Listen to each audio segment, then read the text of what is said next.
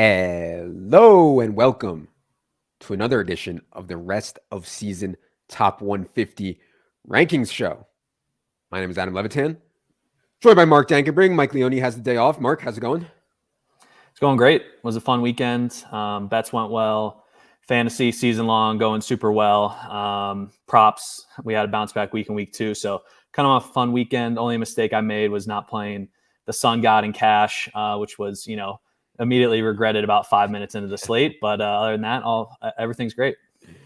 Yes, I realized Mark didn't play Amon-Ra at about 1:10 p.m. Eastern, and I immediately felt for his soul because I knew he was about to get eviscerated. Each week we do a rest of season top 150 rankings. We actually put a ton of work into this. This is not some BS list that we pull out of our ass. You can get access to this through our Draft Kit Pro or our in-season package. It's useful for trades, I think. Useful for best ball, rest of season stuff. We'll have more announcements on that soon and lots more. I also find it to be, forget all that stuff, I actually find it to be a really interesting thought exercise anyways. In other words, if we could draft today, how we draft? Injuries, schedule, usage, everything's changing on the fly. And as we get into it here, you'll see we have a new king on top. Now, we started the season with Christian McCaffrey as our number 1 ranked player. Last week, we had Jonathan Taylor.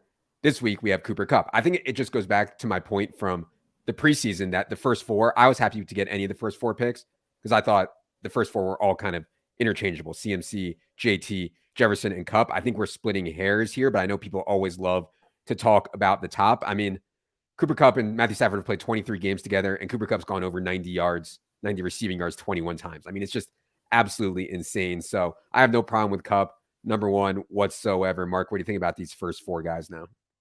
Yeah, I mean, Kupp at the top, that yardage stat you have is just bonkers. I mean, pretty insane for a wide receiver to have that level of consistency. And he's also getting, the money looks around the end zone too. He already has 5 red zone targets this season, 4 inside the 10. He led the league in both of those categories last year in terms of red zone targets and inside the 10 targets. The Rams added Allen Robinson, but kind of just, put him in the Robert Woods role, and Kupp was absolutely smashing with Woods there last year. So I think just the floor ceiling combo on Kupp is amazing, and he deserves to be the number 1 fantasy player the rest of the season. And then the Rams offense is continuing to run at a great pace and have a positive pass rate over expectation thus far. So, Taylor, we saw his downside a bit just in a negative game script in week 2. I still think things are going to look good for him. The Colts didn't score any points. That's not going to continue. He should still get a ton of touchdowns and just a ton of touches this year. Jefferson and CMC, I think, obviously interchangeable, as you said. Just a word a little bit about the Panthers. I bet the Panthers money line against the Giants, and like halfway through the game, I'm like, why am I betting on a Matt Rule team and a Baker Mayfield team? It's just kind of banging my head against the wall a little bit there. And we've noted, the lack of plays they've run offensively. I think brighter days are ahead. The rates are really good for CMC in terms of how often he's out there. It's just the volume that hasn't been there just due to their lack of offensive plays. Right. I mean, Christian McCaffrey's usage has been awesome. Of course, the problem is they're running about 50, 54 plays per game. I mean, it's absolutely impossible to have huge games like that. And, I have some concerns that that's going to sustain and persist as well. But just from like CMC usage perspective, he's awesome. The other thing I wanted to note is that 6 of our top 8 players are wide receivers. And I talk about this all the time before the season. It feels safer to think running backs are safer. Elite wide receivers to me are actually safer picks. They get hurt less. They can't be game scripted out as much. They can't be replaced by anyone. They don't come off the field on third downs, et cetera, et cetera. So like Kupp, Jefferson, Diggs, Jamar Chase, Devonta Adams, Tyreek Hill. I mean, these are the best players in fantasy, and why we talk about leaning towards wide receivers when building your team, especially through those middle rounds. I mentioned Tyreek Hill. So we made massive moves on the Miami stuff. And so, I think you don't want to overreact, but you also don't want to underreact to what Miami is doing. They are in the top 5 in pass rate over expectation, and they're only throwing to 2 guys. Tua is throwing to Tyreek and Jalen Waddle 60% of the time, and they're being really throw happy. And so when you get that combination, it's kind of hard not to rank these guys really high. We've been very aggressive moving them up, but I kind of think that it's warranted. We were higher than market on Jalen Waddle by a lot. I think we were pretty much in line with market on Tyreek before the season. We now have Tyreek up to 8th overall and Jalen Waddle up to 18th overall. So I want to react. I don't want to overreact. What do you think about how we're thinking about Miami stuff? Yeah, you hit on everything. The pass rate is great. Third in pass rate over expectation behind just the Chiefs and the Bills. You mentioned the uber condensed target tree. They brought in Cedric Wilson, but he really hasn't gotten any targets. Mike Gesicki, they used a little bit more as just that big slot receiver, but haven't thrown to Chase Edmonds all that much. We saw Raheem Mostert kind of supplant him as RB1 in week 2, just in terms of snap share and volume. So it's just the Tyreek and Waddle show there, and it makes sense. I mean, they're two of the best wide receivers in the league. No defense is going to be able to contain both of them in the same week. So I think they definitely should each hold wide receiver 1 status. To me, they're similar to the Bengals, and honestly, just a little bit better of a version because they don't have Tyler Boyd to throw to there. They don't really have Joe Mixon, to feature. So I think also we can be more confident about Mike McDaniel's scheme. He seems like a super sharp guy. So I just think, wheels up in Miami, and I think it's going to continue.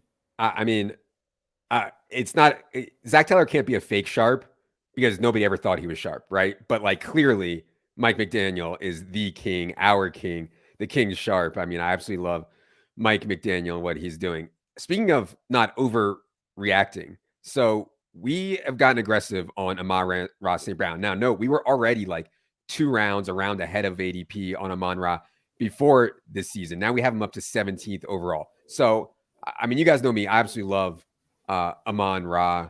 I think he fits so well.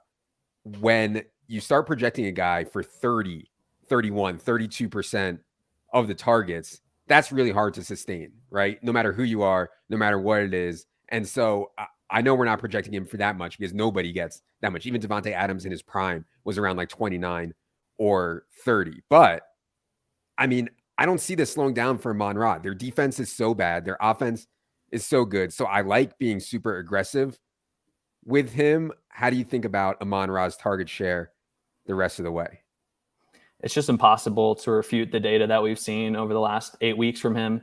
He has a 29% target share or higher in the last 6 games of last year. It's been 30% or higher in the first 2 games this season. So as you mentioned, that's a Devontae Adams, Cooper Kupp like target share each week. Even if it comes down to 26, 27%, that's still going to be top 5 in the league. He doesn't have necessarily the prolific quarterback that Devontae or Kupp has and Jared Goff, but we've repeatedly hit on that Goff's strengths are throwing over the middle of the field, loves targeting slot receivers, and then Detroit's defense is going to give up a ton of points. So we can be confident in the game script aspect there. I think there's very few holes to poke in him at this point. Just the draft capital, I think, is like the only thing going against him at this point, but he's shown that, he's overcome that, and just the situation is so perfect for him in Detroit. All right. A guy that now I'm worried about, I'm wrong on, because I have this full Deebo Samuel fade going, and like the run out for him, I think has been pretty ideal. First, Eli Mitchell gets hurt, opening up a ton, or at least leaving the possibility that they rely on him more in the run game. And then also TDP is out. So now they're down to like kind of dust at running back. I think we can project Deebo Samuel for 6, 7, 8 rushes per game. And now with Trey Lance out for the season, I actually think that's way better for Deebo. Jimmy Garoppolo, very accurate around the line of scrimmage, and that's kind of where Deebo gets his stuff. And so, I have literally zero Deebo anywhere. I'm not going to start like playing Deebo in DFS or anything. Let's not get too out of control here, but I'm sure he's going to start shoving it down my throat very soon. We have him 23rd overall. Seems like the way things have run out have been pretty good for Deebo. And then I'd also note that, Jeff Wilson set up pretty well for the next couple months. I mean, they're thin at running back, and they're going to be very efficient running the football, I think. So I like being aggressive on Jeff Wilson on waivers if he's out there at all in your league. What do you think about the San Francisco stuff? I don't want to overreact. We had to bump Deebo a little bit just because, we are going to project more pass attempts moving forward. But, it's not like the Niners are going to throw the shit out of the ball with Jimmy G in there. They were second lowest pass rate over expectation last season. They still have a strong defense, so I think they're going to lean into that. They had a minus 18% PROE in week 2 against Seattle once Jimmy G took over.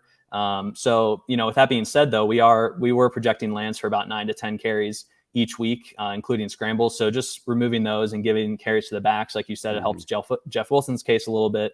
TDP is going to maybe be on IR with a high ankle sprain. So I think Jordan Mason worth a speculative add there as well. But, and then add some targets to the wide receivers and George Kittle. So I definitely don't think it's a huge bump, but it's warranted by, a half a round or certainly helps Debo's pass catching floor. Yeah, and I want to hammer home that point you made about removing Lance's rushes, because I don't think this team's run rate is necessarily going to change too much, but you're removing 9 or 10 carries that Trey Lance was getting and giving those to Jeff Wilson or Debo or Jordan Mason, whoever else. Titans, man. I mean, the Titans fans, I would say things in the preseason like, the Titans are going to win 5 games. They're going to go to Malik Willis in round 12. Titans fans would freak out. Evan would say that they're the worst number 1 seed ever in the history of the NFL last season. And these Titans people would have an absolute aneurysm. I mean, Jesus Christ, they were so angry. Titans are bad. And then they lost Taylor Lewan also. I mean, Titans are really bad. And we know when the Titans are bad, it's bad, bad, bad for Derrick Henry. And so I know, hopefully no one who used our rankings has Derrick Henry. I think it was hard to get him, or almost impossible if you were using our rankings. But I'm sure there's some people out there that have him. We've dropped him to 31st overall. Not a lot has changed other than the Titans suck. Right? Like, to me, that's what's changed. And maybe he's not as explosive as he was when he was younger. I don't know, man. He's still going to get the ball 20 or 25 times in any games where they're close. It's just a question of how bad you think the Titans are. We think they're pretty bad, but if you think the Titans can turn it around, then maybe this is too low of a ranking. So what do you think about the big dog? I think it's bad. Yeah, I think it's pretty bad for Derrick Henry. I would be willing to sell low at this point. Titans were 28th in Brandon Thorne's offensive line rankings coming into the season, and you mentioned they just lost Taylor Lewan. I'm not sure, how severe the injury is there, but any injury to him missing any weeks is just brutal for them. And then we all know how dominant Henry was on the ground last year in the first 8 games. Almost got to 1,000 yards in 8 games, but he also caught 18 balls in those 8 games, which is one off his career high. And he also had a second highest receiving yardage mark. And at this point into the season, he has 1 target and 0 catches through 2 weeks. So it's just, kind of reverted back to the fully game script dependent, needs 2 touchdowns to really bury you. So I do not see it with Derrick Henry at this point. I think the Titans are going to be bad, and I would sell. For people who are playing in the underdog kind of rest of season contest, I think an important point to make is that quarterback. Like, you see in our rankings here, these top 6 are so far and away better than everyone else. And even some of these pocket passes that we thought had a lot of upside, like Tom Brady's screwed right now. I mean, no offensive line. All his wide receivers are hurt. Burrow is getting screwed up by all these 1st and 10 passes and a struggling offensive line, 1st and 10 runs and all these struggling offensive line woes. Again, Russell Wilson does not. David Allen looks like he was sharp on that one. Russell Wilson, his problem wasn't Pete Carroll. He has more problems beyond that. So, I mean, if I was playing this rest of season best ball stuff, I'd be trying to get into one of these top 6 quarterbacks here: Allen, Lamar, Hurts, Mahomes, Herbert, Kyler.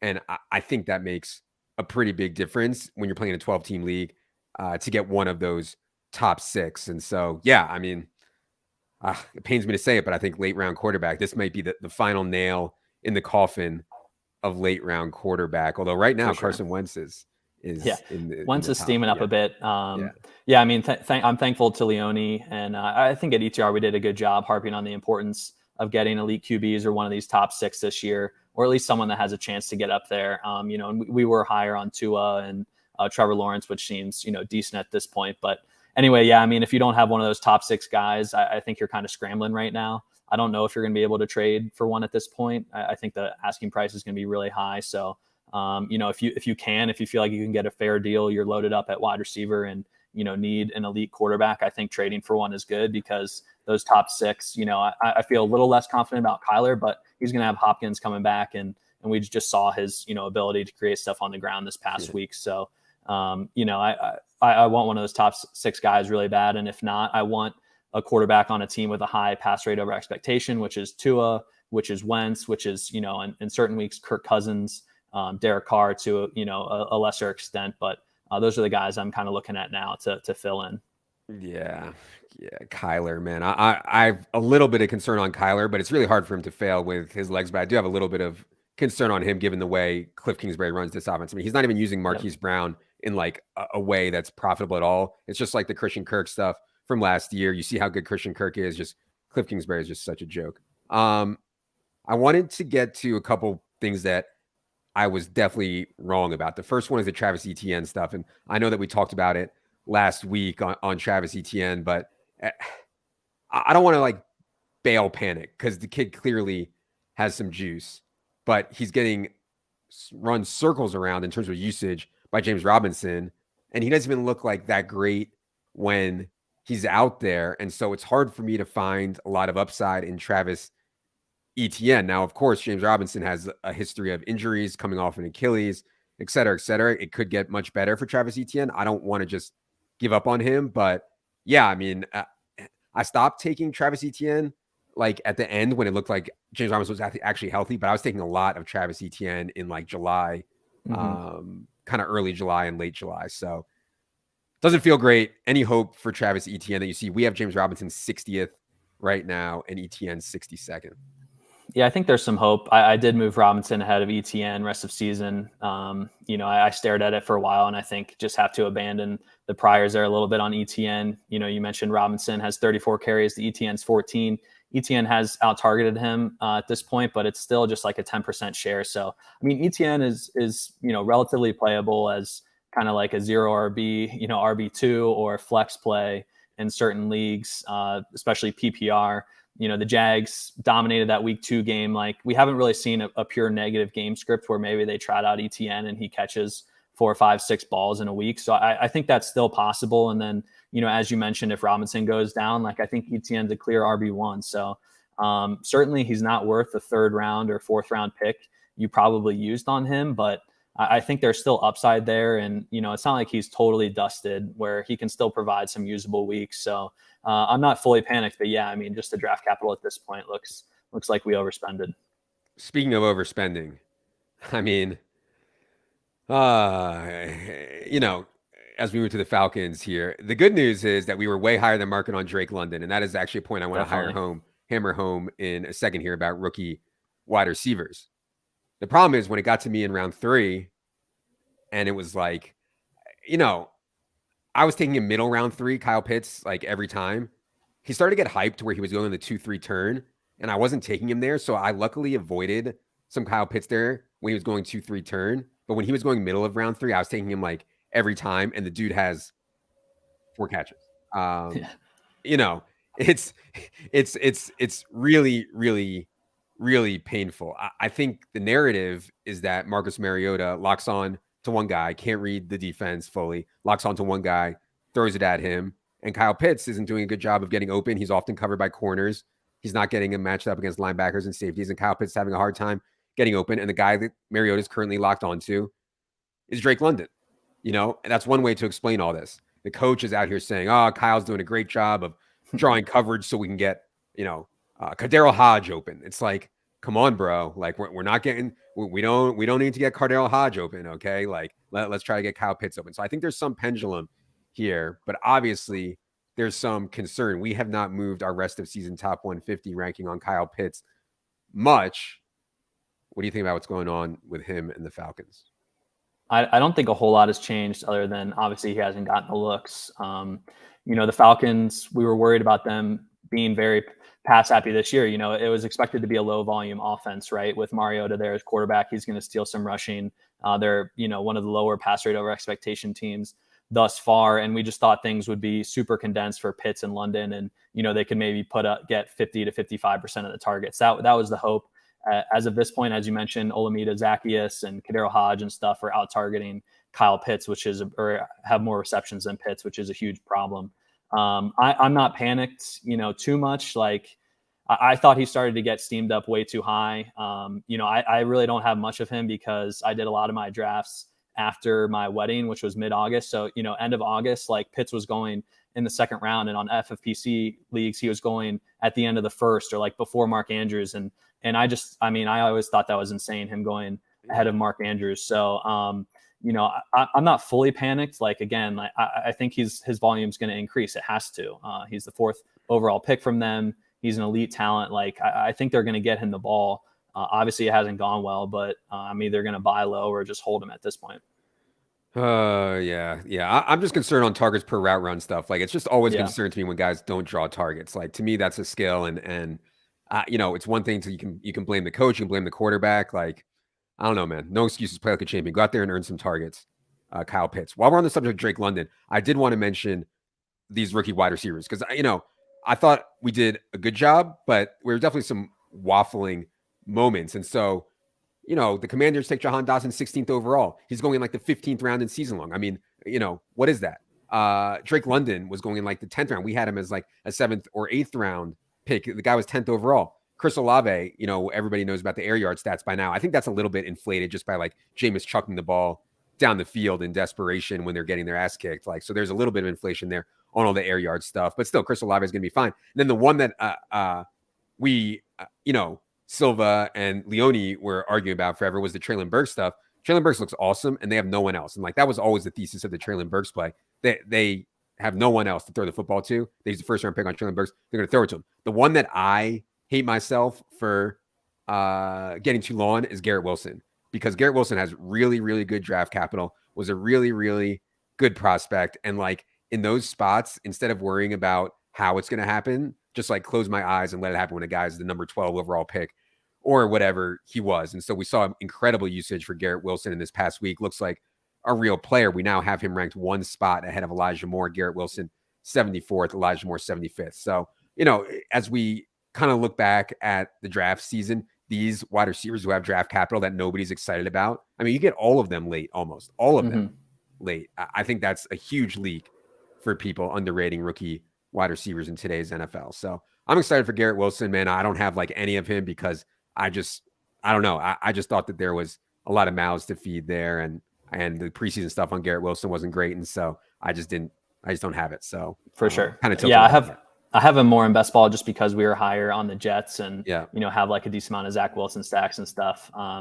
It's funny that Pickens was the one that got all the steam just because of the training camp hype and has come out and, pretty much laid an egg through 2 weeks. In terms of, I looked at yards per route run of all the rookie wide receivers, and Treylon Burks is leading at 3.4, which is, pretty elite, but he just hasn't been out there that much. Drake London is second at 2.76, also very elite. Kyle Phillips, funny enough, on the Titans, about 2.37, and then Wilson is fourth above. He's the fourth one above 2 at 2.17.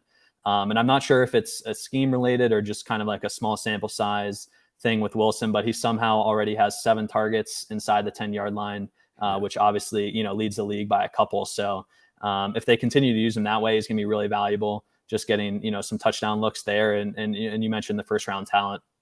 I think that's great.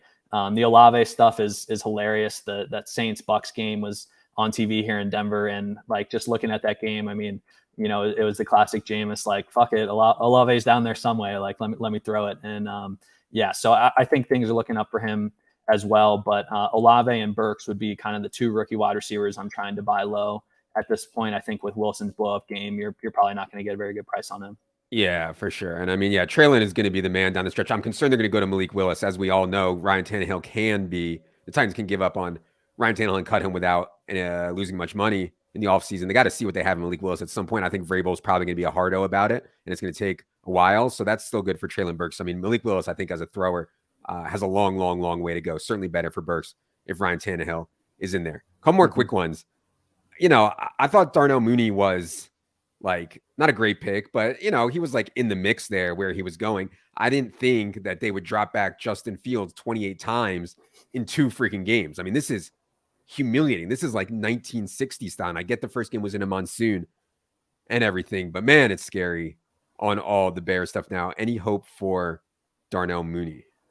I think there is some hope. I'm trying to tell myself a story about why they would only throw the ball like 11 times against the Packers or whatever. The conclusion I came to is maybe they're trying to protect Justin Fields from, elite defensive lines. The 49ers D-line, number 1 in Thorne's rankings, and the Packers are number 4. The Bears, have the 31st ranked offensive line by Brandon Thorne. So maybe they're just trying to protect Fields kind of against himself and from, getting too many hits early on in the season. They play the Texans here in week 3, and they're the last ranked defensive line by Thorne. So I'm kind of giving it one more week. If we don't see much improvement here on the pass rate, then I certainly think it's time to panic. But Darnell Mooney, last year he had 25.8% of the Bears targets, which was the 8th highest among any wide receiver in the league. So like if they just throw the ball 25 to 30 times a game, he should get in between 8 to 10 targets. And I think that's manageable as a wide receiver 3 or 4. It's certainly, when you get like, he has 2 more points than us in fantasy football this season. So that's obviously horrible, but I'm really eager to see what the game plan is against the Texans this week. All right, last one I want to hit on is just a point about reacting and overreacting. Maybe we overreacted to the week 1 split between Darrell Henderson and Cam Akers. I guess one of my thoughts was like they just think Cam Akers is dust now. Like they just think he totally sucks. He can't play. Clearly, they didn't think that because ahead of week 2, there was report or source that was very adamant that Cam Akers is going to play and play a lot in this game. They're not just giving it all to Darrell Henderson. Clearly, they still want to give Cam Akers work. They don't think that Darrell Henderson is a bell cow. My thought going forward is that it's roughly 60-40 Akers on base downs, and Henderson's going to handle all the pass down work. So I still prefer Darrell Henderson's role.